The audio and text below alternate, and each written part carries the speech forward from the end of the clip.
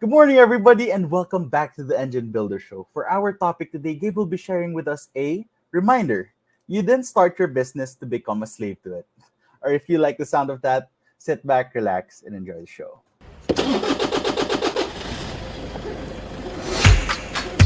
Good morning, everybody. There was always a ton to learn.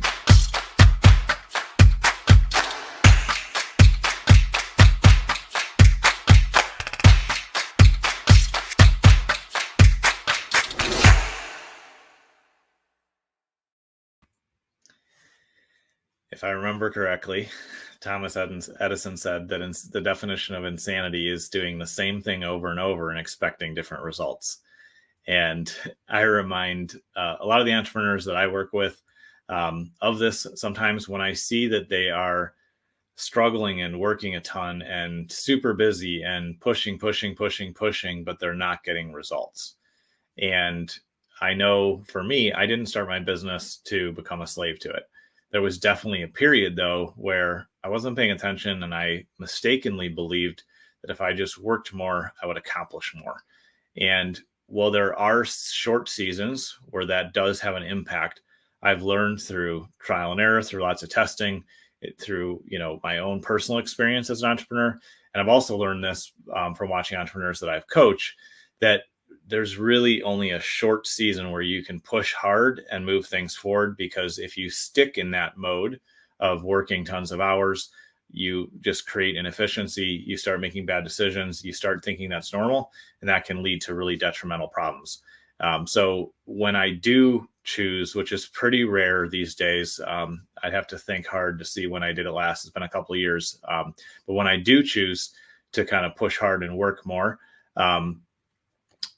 I only allow myself to do that for 90 days at most. And I'll tell my team, I'll tell, my partner, Rachel, I'll tell my son, I'll say, just so you know, for this quarter, I am going to push really hard. I'm going to be working longer hours. I might work 10 or 12 hours a day, but only for a short season, because if you're consistently working more than 40 to 45 hours per week for really long stretches, when you go 4 months, 5 months, a year, all you're doing is killing yourself.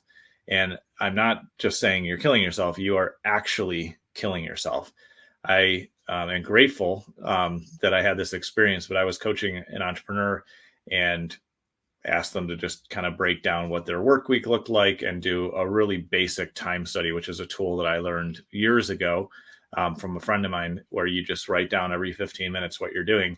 A good friend of mine, Lisa Malice, who is a excellent time strategist and coach, had me do that. And I was like, man, I have all these inefficient stretches. I have all these, all these things that I'm doing that are insane now that I look at it and it's written down in front of me. So I asked my client to do this and they kind of did a basic time study. And what I found is that they were working 6 days a week, 6.5 days a week sometimes, because the 6 days a week, they were working 10 to 12 hours a day. And surprise, surprise, not really surprising. They were starting to have health issues. They started passing out without realizing it. They would pass out and find themselves on the floor later. And they were just pushing so hard, and they had a really strong discipline background. And so it was easy for them to say, oh, well, if I just put in more time, then I'll get the results. But in reality, they started having these health issues, and they went to the doctor, and the doctor told them, well, you have bone issues that people in their 70s and 80s have. Your heart's in trouble. Your stress is through the roof. Your hormones and all the chemicals in your body are just completely out of whack. And because of that, if you don't make a change, I don't expect you to be here next year, is what the doctor told my client. And so it confirmed what I had already told them. And I said, you can't continue to do this. It's going to kill you.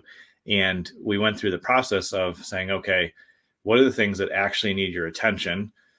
What things can you delegate? And also, we just talked about what are the boundaries that you're willing to set up in your life? Because if you are saying yes to a client who needs you at 6 or 7 o'clock at night and you end up working through the night on something, or if you keep saying yes to clients, who are you saying no to? And end of the day, my client was saying no to their partner. They were saying no to their kids. They were saying no to themselves and their health. And they were creating a very short timeline of how much time they would have left here on the planet. And so when we don't have proper boundaries and we don't realize that other people are taking advantage of us, or we're simply being insane by doing the same thing over and over and thinking that we're going to get different results. It's time to change. Delegating is a habit and a process just like anything else. So writing down all the things you're doing and then asking, what are the absolute critical things that truly only I can do? And that's a short list. I don't even know if it's fair to say this is something that only I can do anymore. I think that's somewhat foolish in most cases. But writing those things down and saying, okay, how can I hand this thing off? Also saying, I'm going to set up boundaries. There's going to be boundaries in my life where I work from these hours. And if it's after hours, I'm not going to respond to that email. I'm not going to pick up a phone call from a client. I'm not going to engage in something that would jeopardize the quality time that I want to have taking care of myself and self-care. I'm not going to jeopardize, the quality time and the relationships I have with my family, with the friends I care about, the people that mean something to me in my life. And I'm just not going to, continue to make those foolish decisions. And so wherever you're at in your business cycle, even in the startup mode, it's important to be conscious and aware of how much time are you logging? What are you putting into it? And are you truly moving forward, or are you just acting busy so you can convince yourself that you are getting results? And sometimes an outside objective perspective helps with that. Sometimes it's just doing that time study and looking at what you're really doing. Sometimes it's, in the case of my client, where having a really serious health scare, changes things. So I'm grateful to say that my client recognized where things were not working, made a dramatic change, and now takes time off during the day to spend with his family. And is actually moving the business forward and has had significant growth in the last 6 months because they started working less. That's the amazing thing about this, is that we think we have to work all these hours all the time to get ahead. But in reality, when we step back and we're strategic in our time investment and the decisions that we make, that's when we truly grow. I remember when my son was really young, I made the decision to only work 4 days a week, and I would take Fridays off to spend the day with him. We would go, putt-putt. We'd go out into the parks. We'd go fishing. We'd just go do fun things together. And it's time that I super treasure. And, I have the amazing memories and all these great photos and all these things that we got to do together. And interestingly enough, my business doubled that year.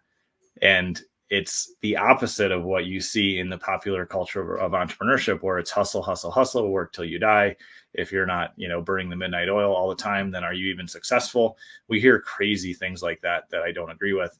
But when we actually apply a different approach, it's amazing the growth and the results that we can have. And so there's a lot of things that you can outsource effectively. You can outsource your bookkeeping and accounting, which you absolutely should do unless you are an accounting or bookkeeping business. You can outsource, your lead management and marketing. That's something that we love doing for our clients. We come in, truly dive in and understand their business, figure out what they need help with, and then build them a 12-month strategic marketing plan that helps them grow. And what's always amazing to me is we see a ton of growth when we come in and we see an entrepreneur or leader that was doing marketing some of the time, and they were like, oh, I want to do it myself because I think I can do it better. But then when we really evaluate where they're at, they realize that it's better to have somebody else consistently doing a task than that person doing it periodically or when they remember. And so all those things that you kind of have on your list that say, oh, I'll do that when I have time. In reality, that means it might be something that would be better to hand off to somebody else who that's their sole focus, who they're accountable to get results there. And then you get to step back and be more of a strategic leader that's making the right decisions, putting influence into things that you can improve and help, and starting to actually operate and run your business.